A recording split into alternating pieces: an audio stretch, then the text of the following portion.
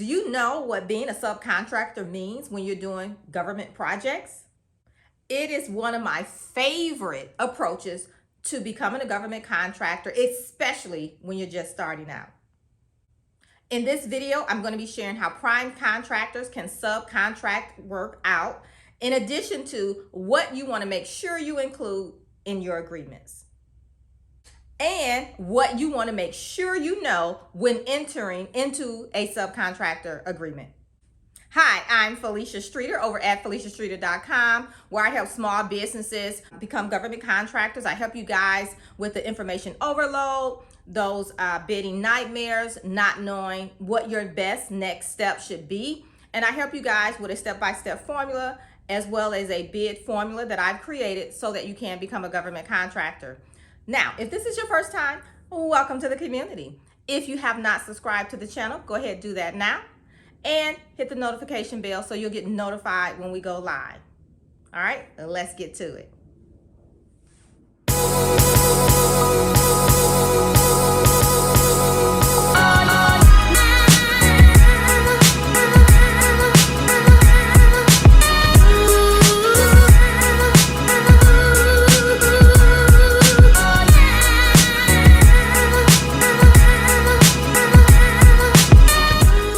Now remember, I said this is one of my favorite approaches to government contracting, and one of my clients used this same strategy, subcontracting, to win a very lucrative contract, and you can too. Let's get into being a subcontractor. So you can see I have my notes here because I'm going to share a few percentages with you so that you'll know exactly what portion of a project can be subbed out to you as the subcontractor. So here's what you can expect as a subcontractor max that will be subcontracted out from a prime contractor to a subcontractor. Now here's the thing. As the prime contractor, you cannot sub out all of the work. When you're talking about federal government contracting, the contracting officers, the contracting team, they like to see the prime contractor do a portion of the work. So that's why we're going to get into the percentages now. Now, if it's a service contract, generally, they can sub out 50% of the work.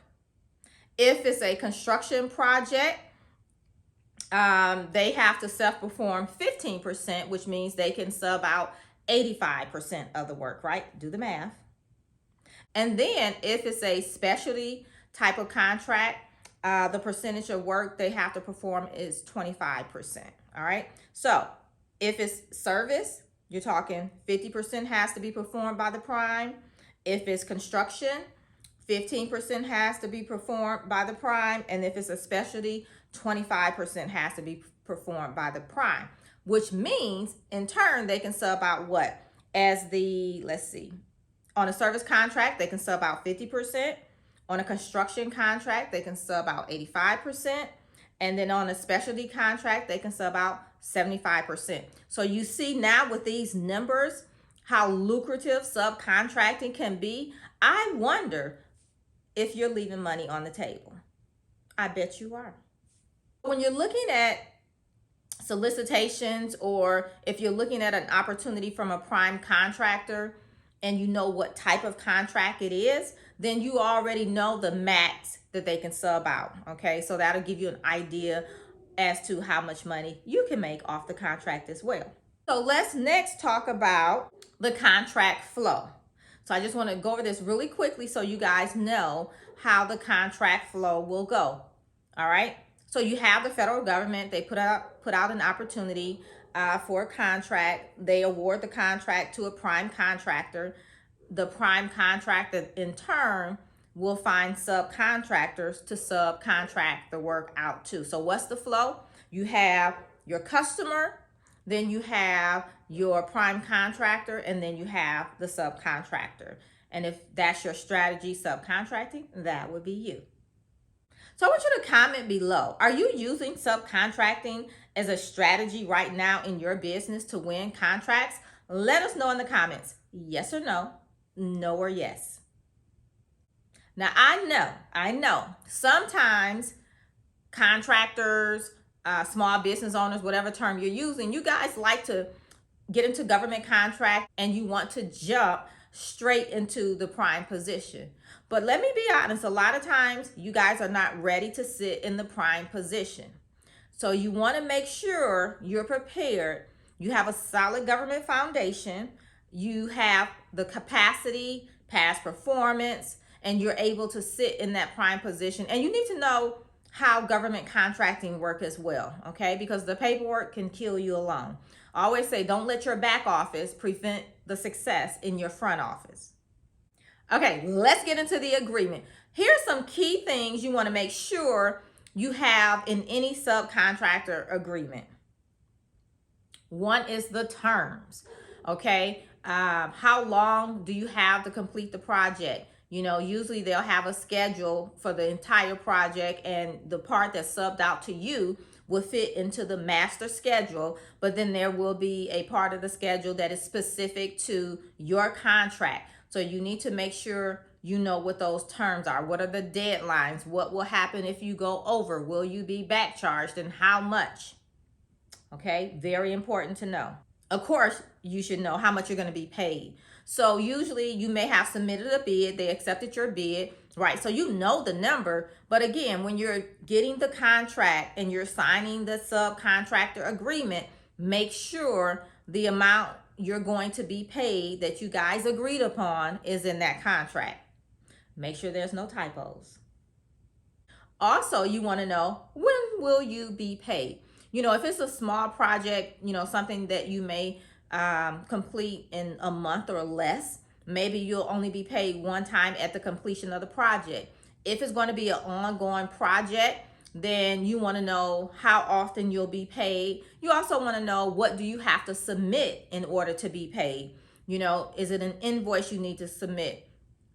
Do you have to do certified payroll? Do you need to have so much of the project completed before you can invoice them? So you need to know how you'll be paid, how often you'll be paid, and you know what those percentages need to be as far as completion.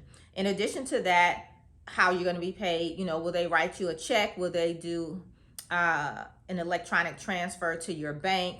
So you want to know how you will be paid. Everything dealing with the money, you want to know how it's going to flow. And then, of course, I saved the best for last maybe, but you want to know the scope of work. What exactly do they expect you to do on the project? And if it's not in the scope of work, but then they want you to do it, then now we're talking change orders and things like that, which also may include adding more cost, right? Meaning you'll be paid more because now there's a change of work within the scope that they want you to complete, and they're adding it to the contract. So make sure your scope of work is tight. You have everything in there that you have to do, complete, in order to do whatever it is they're subcontracting out to you. If there's any changes, then you know that's something you guys will negotiate, and then that might also change your schedule. It may also change how much you're going to be paid. Okay, so those things are very, very important. Of course, there's other things you'll have in your subcontractor agreement as well. And, you know, we talk about that inside of my Accelerator program. But I wanted to give you guys an idea of what to look for, because a lot of you guys are shying away from subcontracting because you just don't know what the possibilities are and how lucrative it can be. And then we have other people going into it and they're, you know, saying, okay, I'll do this work, and they're not getting anything in writing, no type of agreement in writing. And then when it's time to get paid, things go crazy. So we don't want that to happen to you guys. Make sure you have an agreement in place in writing. Both parties are signing this agreement and have copies, okay? So let's talk about your next best step if your approach is going to be becoming a subcontractor. Of course, you need to find some prime contractors that's doing the type of work that you're doing, or subcontractors that within their scope of work have a part of the scope that would be directed to what you're doing. So you need to find some prime contractors that you can start building relationships with, that have these contracts where they're subbing out work to smaller subcontractors. That would be you. And then that way you can start getting some past performance, start building cash flow. Can you see my shirt?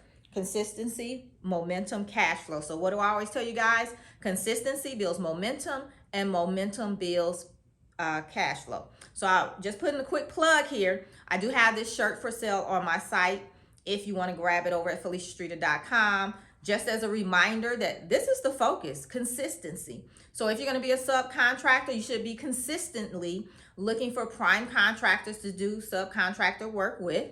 All right. If you're doing it consistently, the momentum will come, right? You'll figure out how to do it, how to find the prime contractors, how to weed out the ones you don't want to work with, and that kind of thing. And so you'll have the consistency, you'll have the momentum. And once you build the momentum, the cash flow will come. Trust me. Consistency, momentum, cash flow. If you stick to that, focus on that, you will get to the finish line as a subcontractor within the federal marketplace. So there you have it. All right. You know how much of a project, based on what type of contract it is, that can be subbed out to you or other subcontractors, right? You also know the flow of the contract being awarded. And then you also know some key things you want to make sure you have inside of every subcontractor agreement.